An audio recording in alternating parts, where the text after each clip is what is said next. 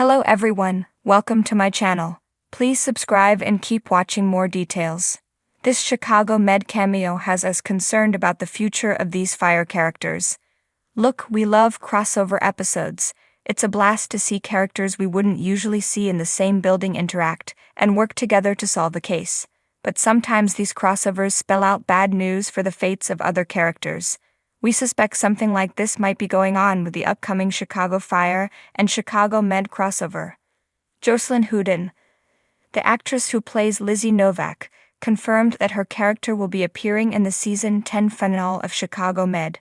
She didn't explain why or what she will be doing in the finale, but her mere involvement as a medic has us worried about the fate of some of her Firehouse 51 peers.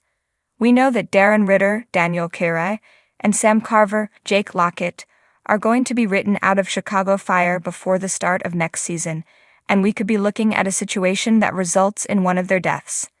There's a precedence for one Chicago characters getting involved with Med when their lives are on the line.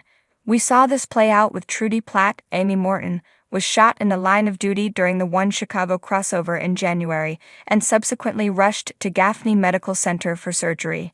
We even got some tense moments in which Dr. Caitlin Lennox, Sarah Ramos, had a tense exchange with Platt's IU peers. We're not suggesting that Novak is in danger, but hospitalizing and potentially even killing Ritter and Slash or Carver would make sense for Chicago Fire. Both characters are leaving at the same time, and it would be admittedly odd if they left Firehouse 51 under identical circumstances. In an effort to keep things fresh and unexpected, we may be looking at an instance in which one character is allowed to walk away and the other is tragically taken out in the line of duty. Granted, the Chicago Med finale airs before Chicago Fire on May 21, but there could be an accident that links the two episodes, or a devastating injury suffered in the penultimate episode of Fire Season 13 that lays the groundwork for Novak's cameo. We want everybody to make it out of the finale safe and sound, even if they aren't returning next season. Given how One Chicago operates though, we have to prepare for the absolute worst. Ritter and Carver are on the chopping block, and Novak might serve as a bridge between 51 and the medical drama that will play out at Gaffney if either firefighter winds up hospitalized. Time will tell. When the worlds of Chicago Fire and Chicago Med collide, fans know to expect drama, heartbreak, and revelations that could shake both shows to their core.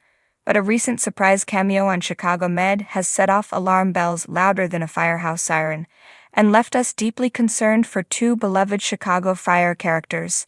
It all started subtly enough. In a routine episode of Chicago Med, Dr. Marcel and Dr. Charles worked their usual magic, juggling complicated patient cases.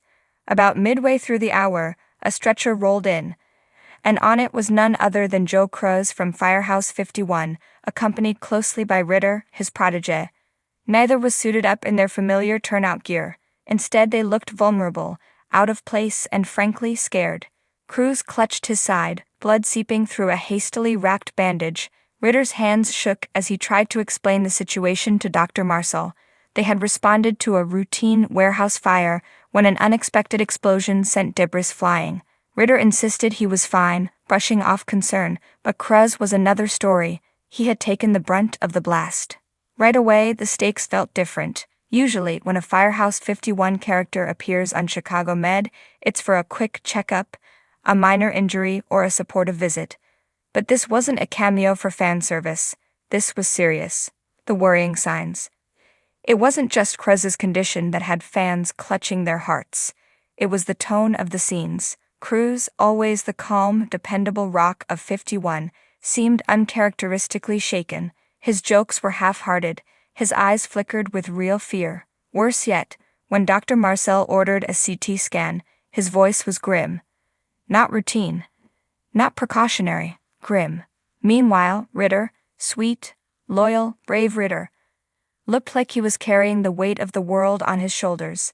As he sat in the waiting room, a brief, heartbreaking shot showed him burying his face in his hands, guilt radiating from every line of his body. The silent clues.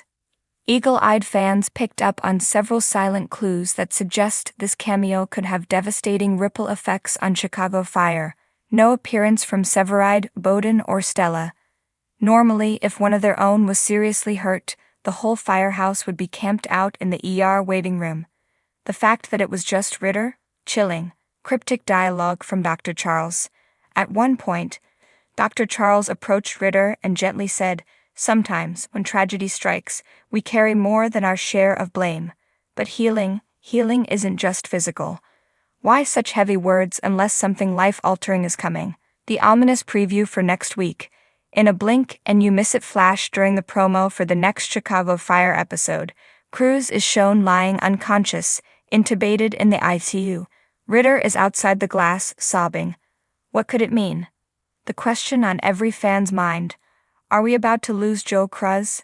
After all, the One Chicago universe isn't afraid to kill off beloved characters when it serves the story.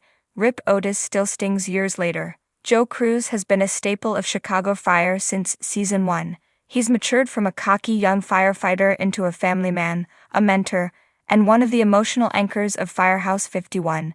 His death would shatter the Firehouse dynamic and devastate fans. Alternatively, even if Cruz survives, could this injury be career-ending? A severe abdominal injury or internal bleeding could easily spell the end of an active firefighter's career. Would Cruz be forced to take a desk job or leave the CFT altogether? And what about Ritter? His guilt was palpable. Could this trauma push Ritter into making a drastic decision? Fans know he's been through his share of emotional turmoil before. Could he blame himself for Cruz's injuries or worse, spiral into believing that firefighting isn't his path anymore? A deeper shakeup coming? Some theorize that this isn't just about Cruz and Ritter individually. It's a sign that Chicago Fire is preparing for a major reset. With so many longtime cast members reaching the end of multi-season contracts, and with newer characters like Carver and Violet rising in prominence, could this be the writer's way of closing the chapter on some of the old guard, to make room for a new era at 51? After all, Bowden isn't getting any younger. Severad's always had one foot out the door, chasing special assignments. And now, if Cruz is sidelined and Ritter's future is shaky, Firehouse 51 could be on the cusp of massive, heartbreaking change. Why it hurts so much? It's not just the potential loss of Cruz that hurts, it's what Cruz represents: loyalty, brotherhood, tradition. He's the heart of 51, the one who brings tamales to every gathering, who always knows the right thing to say when tensions rise. Losing him would feel like losing a piece of Chicago Fire's soul. And seeing Ritter, so young, so full of hope, looking broken and lost in that ER waiting room, that's almost worse. It reminds fans that even the strongest heroes are still human, that sometimes even when you do everything right, the job still takes from you. Where do we go from here? Right now, all fans can do is wait and brace themselves. Chicago Fire showrunners have teased a gut-wrenching twist coming later this season. After this Chicago Med cameo, it's clear that twist is already in motion. Whether Cruz survives but faces a new path, or whether we're about to say a tearful goodbye to one of Firehouse 51's finest, one thing's for sure. The One Chicago universe just delivered one of its most emotional gut punches yet. And honestly, we're not ready.